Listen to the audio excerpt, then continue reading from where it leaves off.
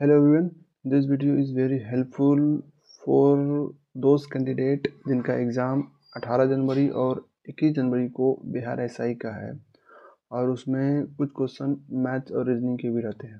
तो आज के वीडियो में मैं कुछ मैथ्स के एक्सपेक्टेड क्वेश्चन डिस्कस करने वाला हूँ जो काफ़ी हेल्पफुल रहने वाला है। चलो शुरू करते हैं। देखो ये पहला क्वेश्चन है और इसमें क्या ये सिंप्लीफिकेशन का क्वेश्चन है। तो सिंप्लीफिकेशन का क्वेश्चन सॉल्व करने के लिए उसके दिमाग में एक चीज़ याद रहना चाहिए, वो क्या है? बोर्ड मास। बोर्ड मास देखो बी से होता है ब्रैकेट, इसमें 3 ब्रैकेट है, स्मॉल ब्रैकेट, मीडियम ब्रैकेट और एक होता है बिग ब्रैकेट। ऑफ ऑफ का मतलब होता है का, मैं देखते हैं गुना ही होता है। डी फॉर डिवीजन मैंने भाग, एम फॉर मल्टीप्लीकेशन और ए फॉर एडिशन और एस फॉर सब्ट्रैक्शन माइनस होता है। और इसको सॉल्व करने का तरीका है बोर्ड मास लेफ्ट से राइट की ओर जाएंगे। तो सबसे पहले तब देखते हैं ये क्वेश्चन को, इस क्वेश्चन को। तो इस क्वेश्चन को एक बार यहाँ लिख लेते हैं। क्या लिखा है? 20 plus middle bracket 34 minus 24 plus first bracket 10 plus 18 गुना 2 माइनस 34 भागा 2 ऑफ 3 है। देखो यहाँ ऑफ आ गया, सबसे पहले ऑफ को सॉल्व करेंगे। इसको सॉल्व करेंगे कितना हो जाएगा? 3 दूना 6 हो जाएगा। उसके बाद हम फर्स्ट ब्रैकेट वाले को सॉल्व करेंगे। फर्स्ट ब्रैकेट के अंदर सबसे पहले किसको गुना करेंगे? डिवीजन तो नहीं, मल्टीप्लीकेशन। तो मल्टीप्लीकेशन होगा 18 दूनी 36 और 36 में से 34 घटा कितना हो जाएगा? 2 और 2 और 10 12, मतलब इसका सोल्यूशन हो जाएगा मेरा 12। अब 12 हो जाएगा तो फिर इसको फिर आगे करते हैं step. 20 plus bracket 34 minus 24 plus 12, यहाँ भागा है तो भागा है, तो अब भागा वाले को सॉल्व करेंगे तो इससे कितना हो जाएगा? 2 हो जाएगा। अब 2 34 2 36 और 36 में से 24 घटा 12, मतलब यहाँ से यहाँ सॉल्व करेंगे तो कितना हो जाएगा? 12 और 12 प्लस 20 कितना हो जाएगा जी? 32। तो इसका आंसर हो जाएगा 32, ऑप्शन नंबर 2। अब नेक्स्ट क्वेश्चन है, ये एक परसेंटेज का क्वेश्चन है। एक सा क्वेश्चन है, परसेंटेज का क्वेश्चन है। क्या बोलता है कि एक आदमी अपने मासिक वेतन का 20% अपने घर के किराए पर खर्च करता है। यदि वो हर महीने अपने वाहन पर 600 रुपये और किराए पर 3500 रुपये खर्च करता है और शेष 500 रुपये बचाता है, तो उसका मासिक वेतन कितना है? मान लेते हैं वो 500 रुपये बचाता है, 3500 रुपये किराए पर ना खर्च करता तो कितना बचता उसके पास? 4000। और वाहन पर 600 खर्च नहीं करता तो कितना बचता उसके पास? 4600। तो 4600 उसके पास बचता और वो उसके पास माने कि मासिक वेतन एक्स है, एक्स का 20% खर्च कर दे रहा है घर के किराए पर, तो उसमें कितने बचे उसके पास? 80%। तो 80/100। तो ये एक जीरो के साथ एक जीरो कैंसिल, ये x बराबर कितना हो जाएगा जी? 4600 इंटू 10/8। अब 8 से अगर मैं इसको काटूँ, 8 एकन 8, 8 पंचे 40, बचा 6, 8 सते 56, बचा 4, 4 8 पंचे 40। तो x बराबर कितना हो गया? 5750। तो उसका मासिक आय कितना हुआ? 5750, जो ऑप्शन बी में है करेक्ट आंसर। नेक्स्ट क्वेश्चन है कि मान लीजिए r वह सबसे बड़ी संख्या है। क्या बोला? सबसे बड़ी संख्या जिससे 41 यानी 41, 71 और 91 को भाग देने पर शेषफल समान बचता है। शेषफल क्या होता है? समान बचता है। तो सबसे पहले क्या करेंगे, और r और 45 का लघुत्तम समापवर्तक मतलब एलसीएम निकालना है। एलसीएम सबसे पहले वो बड़ी से बड़ी संख्या है ना, तो सबसे पहले क्या करेंगे, इन दोनों का अंतर निकालेंगे। इन दोनों का अंतर कितना हो जाएगा 30। अब फिर 71 और 91 का अंतर निकालेंगे तो कितना हो जाएगा तुम्हारा 20।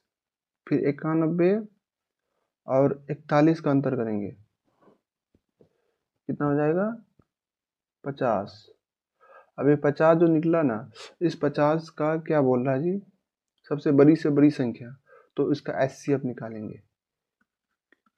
एचसीएफ किसका 30 20 और 50, इसका एचसीएफ कितना हो जाएगा 10 हो जाएगा, क्योंकि 10 कॉमन ले लेंगे तो कितना बचेगा 3 बचेगा 2 बचेगा 1 बचेगा, जो कि कॉमन नहीं जाएगा। एचसीएफ 10 आ गया, तो यही तुम्हारा ये क्या निकला जी आर निकल गया। अगर जहाँ बड़ी से बड़ी संख्या करें तो वहाँ एचसीएफ लो, जहाँ बोल दे छोटी से छोटी संख्या तो वहाँ एलसीएम।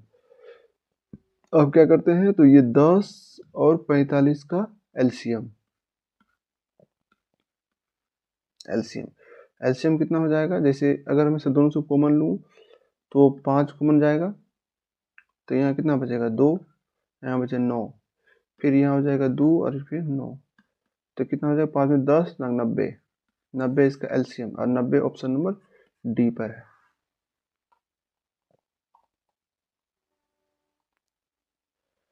नेक्स्ट क्वेश्चन है कि श्याम 3 वर्ष के लिए 5,000 रुपये जमा करना चाहता है, ठीक।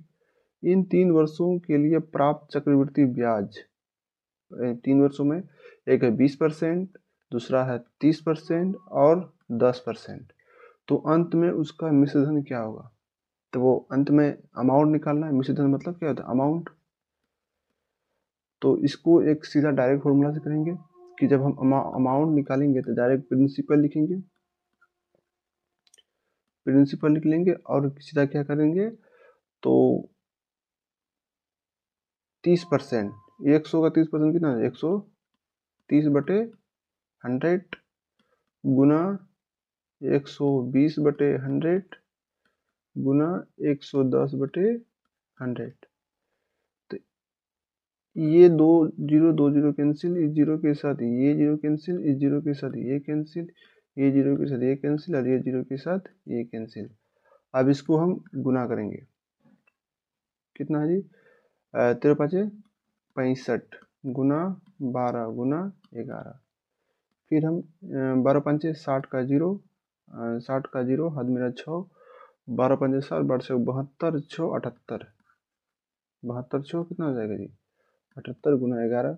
जब इसे 11 से मल्टीप्लाई कर देंगे तो कितना हो जाएगा 0, 8 एकन 8, 815 को 5 हाथ में 1, 7 और 1 8, यानी 8580। और 8580 कहाँ है, ऑप्शन सी में आंसर है, तो इसका ऑप्शन नंबर सी हो जाएगा। अब नेक्स्ट क्वेश्चन देखते हैं,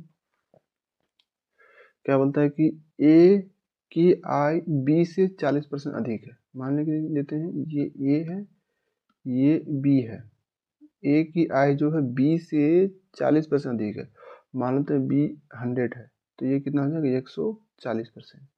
यदि ए की आय में 25% की वृद्धि कर दी जाए, यानी 140 में 25% की वृद्धि कर दी जाए, तो कितना हो जाएगा जी 140, तो कितना 25% वृद्धि कर देंगे 125/100, तो 25 चुके 100, 25 5 125, और ये हो जाएगा तुम्हारा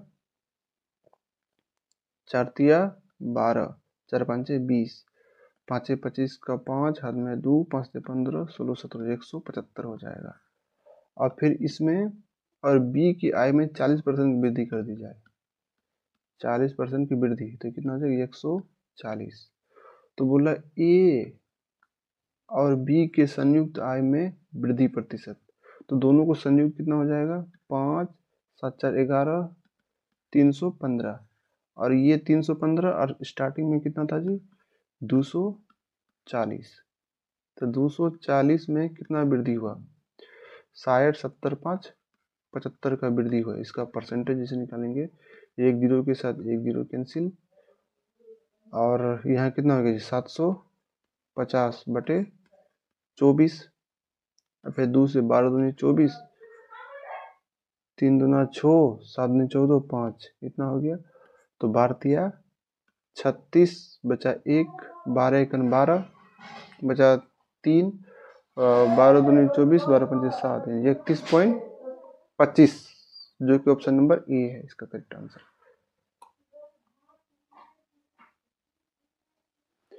अब नेक्स्ट क्वेश्चन आता है क्वेश्चन नंबर 6। क्या कहता है, ए बी और सी ने यानी ए ने इतना रुपए 10,000, बी ने 15,000, सी ने 20,000 रुपए निवेश करते हैं। एक वर्ष के बाद ए और बी में से प्रत्येक ने 5,000 रुपए और ऐड कर देते हैं, जबकि सी 10,000 रुपए निकाल लेते हैं। तो प्रारंभ से 3 वर्ष बाद ए बी और सी के लाभ का अनुपात क्या होगा। तो सबसे पहले याद करते हैं, ये है तुम्हारा ए, ये है बी और ये है तुम्हारा सी। सबसे पहले इन्वेस्टमेंट, ए ने कितना किया इन्वेस्ट, 10,000 रुपया, और बी ने कितना किया इन्वेस्टमेंट, 15,000 रुपया, और सी ने कितना किया, 20,000 रुपया। और ये कितने दिन तो रहा, 1 साल। 1 साल बाद ए और बी दोनों ने 5,000 रुपये और इन्वेस्ट कर दिया, तो कितना हो जाएगा, 15,000। तो ये हो जाएगा कितना जी, 20,000। और 1 साल बाद सी ने 10,000 रुपये निकाल लिए, तो कितना इसको बचेगा, ये 10,000। 10,000 बचेगा। और बचा, क्योंकि बोल यहाँ क्या बोला, प्रारंभ से 3 वर्ष बाद, बचा 2 वर्ष और ये 2 ईयर। तो 2 ईयर में इसका टोटल देखा जाए तो 15,30,000 और 10,000 40,000, 40,000 होगा। और यहाँ पे कितना हो जाएगा, 20 40 और 15 55,000। और यहाँ कितना होगा, 20,000 और 20,000, इसका 40,000 हो जाएगा। अब इसका, क्योंकि हम जानते हैं कि प्रॉफिट बराबर होता है इन्वेस्टमेंट इनटू टाइम, तो ये हो गया इन्वेस्टमेंट इनटू टाइम, ये क्या निकला, प्रॉफिट निकला। तो इसका हमको परसेंटेज निकालना, इसका नहीं है सॉरी, इसका हमको अनुपात निकालना है। तो इसको 3 0 3 0 तीनों को काट दें। यहाँ कितना बचा जी, 40 55 और 40। हम 5 से कटे, 5 8 40, 11 5 55, 5 8 40, यानी आंसर आएगा मेरा 8:11:8, जो कि ऑप्शन नंबर ए सही है।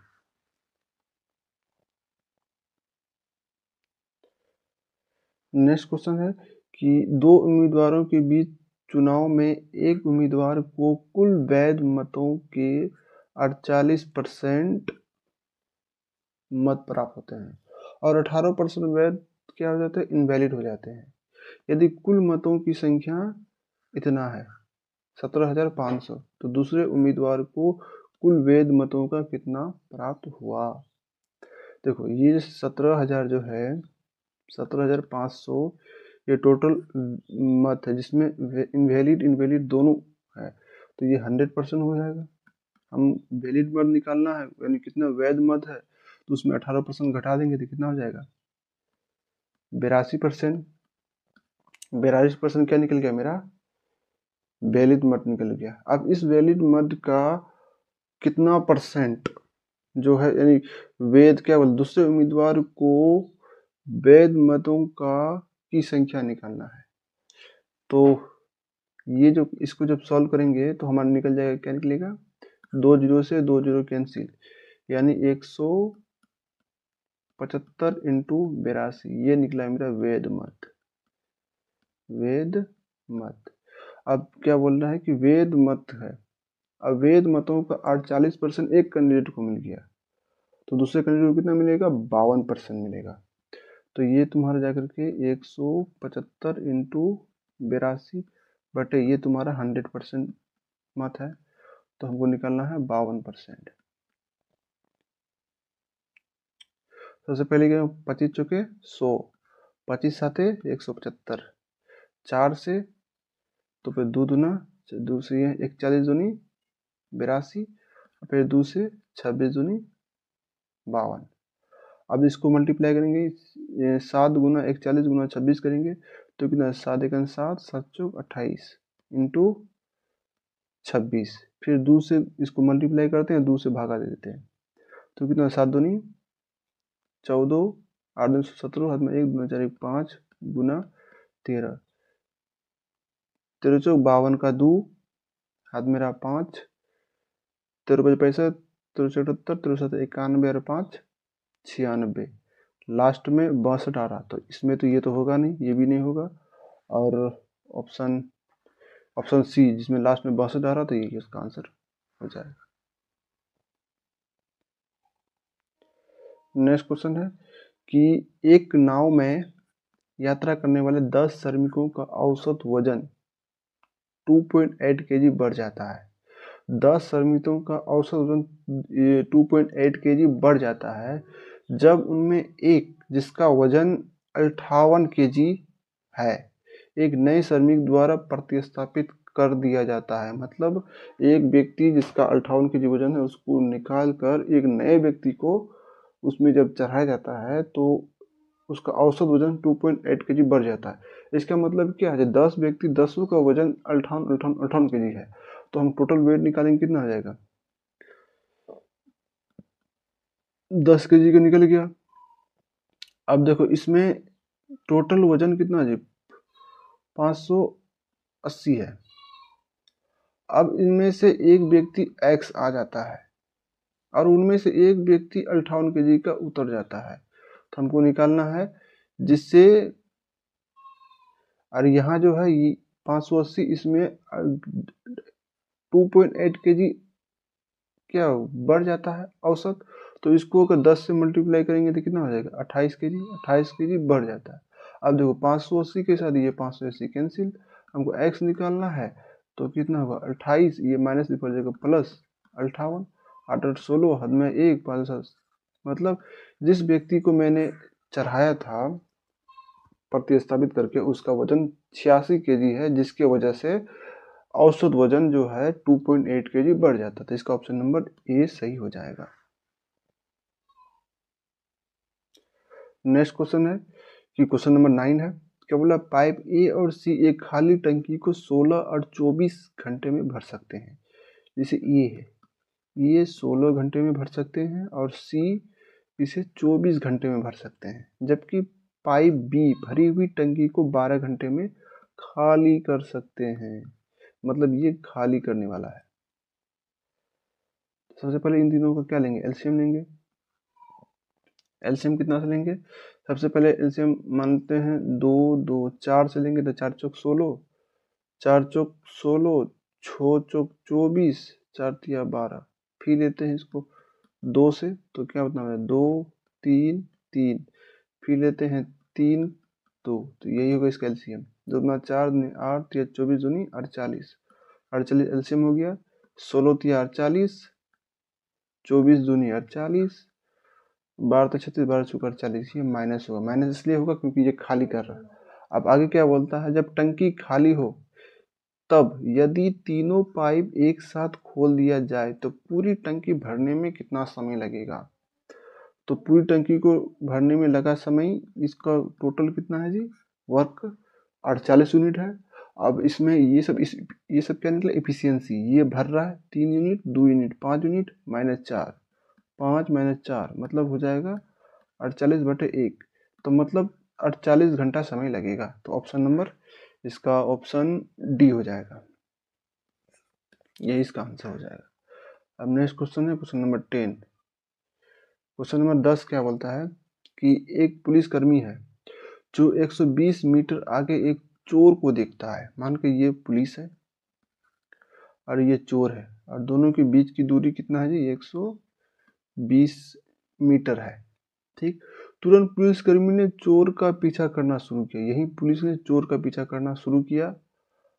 1 मिनट में 26 मीटर दौड़ता है, यानी 26 मीटर पर मिनट की स्पीड से पुलिस दौड़ना शुरू करता है, और चोर भी 1 मिनट में, और चोर भी भागना शुरू करता है कितना, 20 मीटर प्रति मिनट की स्पीड से। पुलिसकर्मी चोर को कितने समय में पकड़ लेगा। तो क्योंकि देखो दोनों एक ही डायरेक्शन में जा रहा है, तो दोनों का क्या हो जाएगा, स्पीड, रिलेटिव स्पीड क्या हो जाएगा, घट जाएगा। तो इसका दोनों के बीच की दूरी कितना है, 120 मीटर। 26 माइनस 20 कितना हो जाएगा 6 मीटर पर मिनट। तो 6 दूनी 12, तो ये हो जाएगा तुम्हारा 20 मिनट में चोर को पकड़ लेगा। तो 20 minute option number B correct answer जाएगा। अब नेक्स्ट क्वेश्चन देखते हैं। अब है क्वेश्चन नंबर 11। क्या कहता है, दूध और पानी के 90 लीटर मिश्रण में, ठीक, ये है तुम्हारा मिल्क, ये है तुम्हारा वाटर, और उसमें अनुपात कितना 4:5। तो मिल्क कितना है, तो देखो टोटल मिश्रण 90 लीटर है, दोनों का अनुपात कितना 4:1:5 हो जाएगा। हमको दूध निकालना है तो 4, तो 5 से 18 5 90, 18 चौक 72, 72 लीटर मेरा मिल्क निकल गया। ठीक, 72 लीटर मिल्क निकल के, तो वाटर कितना हो जाएगा, तो 90 में से 72 घटाओ 18। अब बोल रहा है कि मिश्रण में कितना पानी मिलाया जाए, मिश्रण में कितना पानी मिलाया जाए। तो मिल्क ऊपर रखते हैं, 72 लीटर मिल्क है, इसमें कितना पानी मिलाया जाए। पानी तो 18 लीटर है और x लीटर पानी मिलाया जाए ताकि ये मिश्रण 3:1 हो जाए। अब सॉल्व करेंगे तो कोना कोने से मल्टीप्लाई करेंगे, तो ये हो जाएगा कितना 72 बराबर 18 दिया 54 प्लस 3x। जैसे 72 में से 54 घटाएंगे कितना, 12 में से 4 घटा बचा 8, और 6 में 5 घटा 1 बराबर 3x। तो x बराबर 6, मतलब x बराबर 6 लीटर, यानी 6 लीटर हम पानी को मिलाएंगे तो हमारा नया मिश्रण का जो अनुपात हो जाएगा 3:1 हो जाएगा। अब नेक्स्ट क्वेश्चन देखते हैं।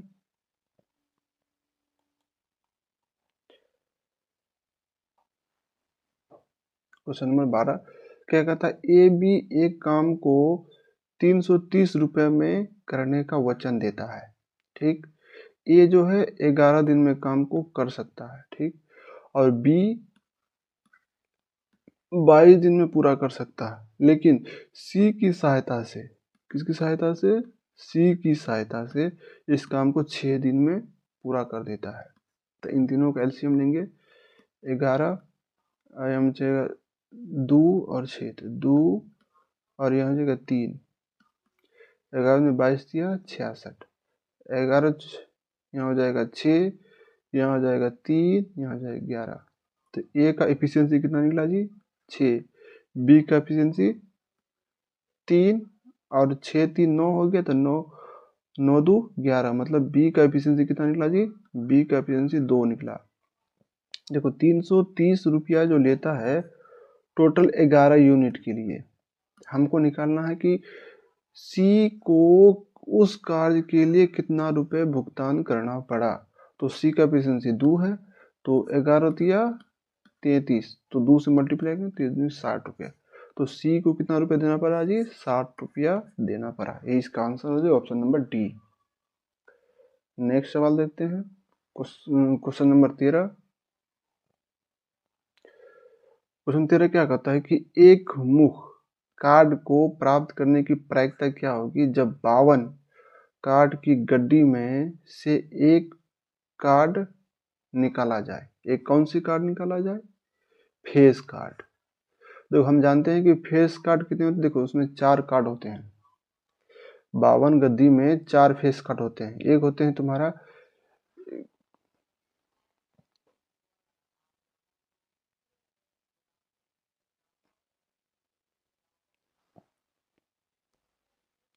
फेस कार्ड कितने होते हैं जी 52 गड्डी में, फेस कार्ड तुम्हारा 12 होते हैं। कैसे, तुम्हारा 4 कार्ड हो जाएगा तुम्हारा जैक, 4 हो जाएगा तुम्हारा क्वीन, और 4 हो जाएगा तुम्हारी किंग, यानी 4 हो जाएगा जैक, जैक कार्ड, 4 हो जाएगा तुम्हारा रानी कार्ड, और 4 हो जाएगा तुम्हारा राजा। इस प्रकार फेस कार्ड कितना हो जाएगा 12, और टोटल कार्ड कितना है जी 32, तो इसका प्रायिकता कितना हो जाएगा 12/52। टोटल कार्ड कितना है 52। सबसे पहले 4 से काटो, 4 तिया 12, 4 एकन 4, तो इसका मतलब 3/13, यही इसका प्रायिकता जो ऑप्शन नंबर ए सही है। अब नेक्स्ट क्वेश्चन देखते हैं। एक पासा को 2 बार फेंका जाता है, एक पासा है उसको 2 बार फेंका जाता है, पहली बार फेंकने पर एक भाज्य संख्या, एक पासा में देखो, एक पासा उसमें क्या क्या है, 1 है, 2 है, 3 है, 4 है, 5 है और 6, इतना ही तक है। जब उसको भी एक बार फेंका जाता है तो भाज्य संख्या प्राप्त करने की क्या प्रक्रिया है। तो इसमें भाज्य कौन कौन है जी, मतलब भाज्य का मतलब होता है कंपोजिट नंबर। तो कंपोजिट नंबर एक 4 है और दूसरा 6 है। अब बोला और दूसरी बार फेंकने अभाज्य संख्या मतलब प्राइम नंबर, इसकी आने की क्या क्या है, इसमें प्राइम नंबर है तुम्हारा 2 है, 3 है और एक 5 है ना। अब देखो, तो इसको जैसे हम अब की प्रायिकता क्या होगा, तो मतलब अब देखो इसको जब निकाले 2/6 मतलब हो जाएगा तुम 1/3, और यहाँ 3/6 मतलब हो जाएगा क्या 1/2 होगा ना। यहाँ और है, और का मतलब क्या है, गुना, गुना यानी 1/3 गुना 1/2 बराबर 1/6, इसका ऑप्शन नंबर बी हो जाएगा। अब नेक्स्ट क्वेश्चन है, ये है एपी का क्वेश्चन, अर्थमेटिक प्रोग्रेशन। तो इसमें इसका 10वां पद निकालने बोल रहा है। 10वां पद क्या, ये n बराबर 10 है, तो हमारा a बराबर ये हमको निकालने बोलता है। तो इसका फॉर्मूला क्या होता है जी, ए एन बराबर a plus n minus 1 into d, और डी क्या है, डिफरेंस है, कॉमन डिफरेंस। तो कॉमन डिफरेंस क्या होता है, दोनों में अंतर कितना होगा 5, इन दोनों में अंतर भी 5, इसलिए डी बराबर कितना हो जाएगा जी 5, और ए बराबर कितना हो जाएगा जी तुम्हारा 2। तब लगाएंगे ए एन बराबर यानी ए कितना है 10, तो ये हो जाएगा तुम्हारा ए बराबर कितना है 2 प्लस एन कितना है 10 माइनस 1 गुना 5, तो यहाँ 2 प्लस ये 9 गुना 5, 9 5 45, 2 47, इसका आंसर ऑप्शन डी हो जाएगा। नेक्स्ट क्वेश्चन है, अब देखो इस क्वेश्चन में के 17 पावर 17 प्लस 1/के पावर 12 का मान निकालना, जहाँ के क्या है पॉजिटिव है। तो सबसे पहले देखो के प्लस 1/के माइनस 2 बराबर 0 है। जब हम के कॉमन लेंगे तो क्या हो जाएगा, के स्क्वायर प्लस 1 माइनस 2 के बराबर 0 इंटू के बराबर क्या हो जाएगा 0 हो जाएगा। अब यहाँ तो ये जो है a माइनस बी का होल स्क्वायर के टर्म में है, तो a माइनस बी का होल स्क्वायर के टर्म में तो क्या हो जाएगा के माइनस 1 का होल स्क्वायर बराबर 0, तो के बराबर +1, के बराबर अगर +1 हो गया तो 1 पे पावर 17 प्लस 1/1 पे पावर 12 बराबर क्या हो जाएगा 1, तो इसका ऑप्शन नंबर बी करेक्ट हो जाएगा। अब नेक्स्ट क्वेश्चन है, देखो नेक्स्ट क्या कहता है 1 प्लस सेक स्क्वायर ए। तो सेक स्क्वायर को हम जानते हैं कि साइन का उल्टा क्या होता है कोसेक, और सेक का उल्टा क्या होता है जी कॉस। तो ये हो जाएगा, तुम जैसे ऊपर वाला को लिख लेते हैं, तो 1 प्लस 1/कॉस स्क्वायर ए, जैसे हम कोस स्क्वायर ए कॉमन ले लेंगे तो 1 प्लस कोस स्क्वायर ए होगा। तो यहाँ लिखते हैं 1 प्लस कॉस स्क्वायर ए बटे कॉस स्क्वायर ए 1 प्लस कॉस स्क्वायर ए होगा। फिर यहाँ क्या 1 प्लस साइन स्क्वायर ए, और जब यहाँ क्या कोसेक स्क्वायर ए है तो 1/साइन स्क्वायर ए, जब इसको करेंगे तो क्या हो जाएगा जी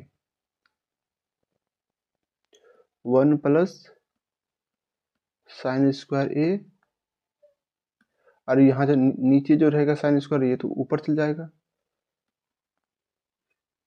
ऊपर में क्या हो जाएगा साइन स्क्वायर ए, इसके साथ ये कट जाएगा, इसके साथ ये कट जाएगा, ऊपर में क्या हो जाएगा जी साइन स्क्वायर ए बटे कोस स्क्वायर ए बराबर क्या हो जाएगा टेन स्क्वायर ए। तो ten square A option number D correct answer हो जाएगा। अब नेक्स्ट क्वेश्चन, क्वेश्चन नंबर 18 है, क्या कहते एक कमरे के 4 दीवारी का क्षेत्रफल। तो कमरे के 4 दीवारी का क्षेत्रफल क्या होता है 2 into h l plus b होता है, और यहाँ बोलता है कि उसकी लंबाई चौड़ाई का 2 गुना है। मान लेते हैं चौड़ाई जो बी है इसको मान लिया एक्स, तो लंबाई कितना हो जाएगी 2x हो जाएगा, होगा ना। और ऊंचाई कितना दिया, ऊंचाई तुम्हारा दे दिया है 11 मीटर। तो 4 दीवारी का क्षेत्रफल 2 इंटू 11, और यहाँ x प्लस 2x बराबर कितना हो जाएगा 3x। तो 11 चौके 66 और 3 दूना 6, तो मतलब x बराबर तुम्हारा 10 निकल गया। तो b बराबर कितना हो गया 10, और ये लंबाई बराबर कितना हो गया जी, लंबाई बराबर 20 मीटर और चौड़ाई बराबर तुम्हारा हो गया 10 मीटर। अब बोल रहा है कि उस छत का क्षेत्रफल ज्ञात करें, ऊपर वाला छत, घर के ऊपर जो होता है ना छत, छत का क्या होता है डायमेंशन, लंबाई तुम्हारा 20 होगा और चौड़ाई 10 होगा, तो उसका क्षेत्रफल 20 गुना 10 200 मीटर। इसका ऑप्शन नंबर ए। अब नेक्स्ट क्वेश्चन है क्वेश्चन नंबर 19। देखो 12 छात्रों के अंकों जैसे 100 में से एक माध्यिका निकालना।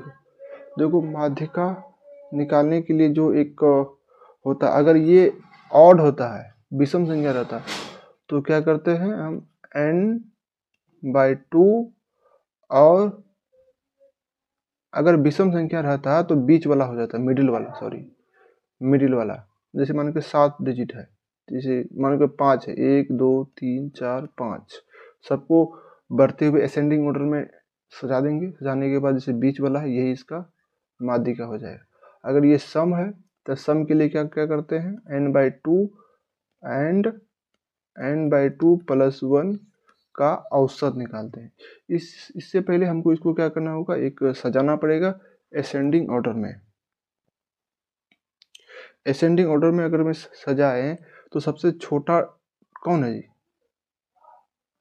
33 है, तो सबसे पहले 33 हो जाएगा। उसके बाद कितना होगा 36, 36 के बाद कितना हो जाएगा जी 44, 44 के बाद कितना हो जाएगा जी 52, और 52 के बाद कितना हो जाएगा 56, 56 के बाद कितना हो जाएगा 58, 58 के बाद कौन है, फिर ये 58 है यहाँ 58, उसके बाद कौन हो जाएगा ये 67, 67 के बाद कौन हो जाएगा 76, 76 के बाद कौन हो जाएगा जी 82, 82 के बाद कौन हो जाएगा 86, और 86 के बाद कौन हो जाएगा 92। एसएनडी खोल के कितना है टोटल 12 है, तो n/2 हो जाएगा 6, और छठा पद और एक सातवां पद का औसत, तो 1 2 3 4 5 6 और 7, तो ये हो गया तुम्हारा 58 + 58/2 बराबर कितना आ जाएगा जी 58 आ जाएगा। तो यही इसका माध्यिका हो जाएगा, ऑप्शन नंबर 3। अभी आज का इस वीडियो का आज ये आखिरी क्वेश्चन है, लास्ट क्वेश्चन है, तो इसको करते हैं। ये केवल एक त्रिभुज का आधार जो है इतना विकर्ण वाले वर्ग, यानी एक कोई वर्ग है, वर्ग का क्या होता है चारों भुजा बराबर होता है। अगर ये विकर्ण है, विकर्ण कितना 7√2, तो इसका भुजा कितना हो जाएगा 7 7 7 7। इस त्रिभुज का जो है ये आधार जो है इस इतना विकर्ण वाले वर्ग के परिमाप के बराबर है, तो इसका परिमाप कितना हो जाएगा जी 28। तो इसका मतलब कि त्रिभुज का आधार कितना हो गया 28 सेंटीमीटर, और इसकी जो ऊंचाई जो है ये वाला ऊंचाई इतना सेंटीमीटर स्क्वायर वाले वर्ग की भुजा के बराबर। एक वर्ग है जिसका क्षेत्रफल 169 सेंटीमीटर स्क्वायर है, तो इसका एक भुजा कितना हो जाएगा 13, क्योंकि वर्ग का भुजा क्षेत्रफल बराबर क्या था भुजा स्क्वायर, तो इसका एक भुजा कितना है 13 है, तो इसका ऊंचाई कितना निकल गया 13। अब बोल रहा है कि इस त्रिभुज का क्षेत्रफल निकालने का, त्रिभुज का क्षेत्रफल कितना हाफ इंटू आधार इंटू ऊंचाई। अब जैसे दूसरे काटेंगे तो कितना 14, तो 14 गुना 13 बराबर कितना 14 42 का 2 हाथ मेरा 4, 14 4 18, मतलब 182 सेंटीमीटर स्क्वायर, जो कि ऑप्शन नंबर डी है। तो आज का इस वीडियो को यहीं पर अंत करते हैं। अगर वीडियो को पसंद आता है तो चैनल को सब्सक्राइब कीजिए और लाइक कीजिए और अपने दोस्तों में शेयर कीजिए जिसको इस वीडियो की ज़रूरत है।